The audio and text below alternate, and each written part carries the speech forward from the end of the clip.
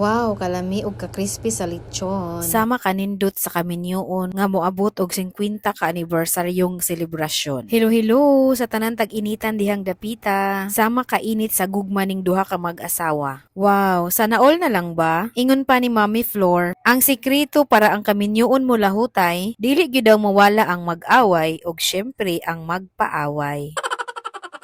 Bitaw dapat gyud daw magsinabtanay. Og labaw sa tanan iampo sa Ginoo nga tinud-anay. Nga giyahan sa Ginoo nga makalahutay sa tanan mo abot nga mga pagsulay. Ug usa pa dapat makabalog gyud makontento. Og dili na dapat mangita pa og ikabaylo. Mauna ang dapat huna-hunaon kung usa nakakapamilyado. Regardless kung unsay status ninyo, bisan kun common law, labi na kung kasado. Dapat ragyud kang makontento para mo lahutay og mulambo ang pamilyang imong gibuo. But anyway, thank you kaayo mami sa imong pag-invite sa amua. Wag yun dahil nimo kalimti kami imong kaubanan sa una. We are so happy nga nagkita kita og utro og nagkatibo karong higayuna. Amo rag yung i-wish og iampo sa Ginoo permi nga tagaan pa mo og daghan pang anniversary. Og syempre, apil na diha ang daghang mga blessing og good health permi. Tuod, gitawag mi ani sa MC. Kay mag-present ko no mi. Unya kay wala man mi na ready, maunang impromptu na lang ni. Ug tuod, naghatag og message and best wishes si Ma'am Ilape. By the way, bunyag po di ay ni duha ka selebrasyon kibali.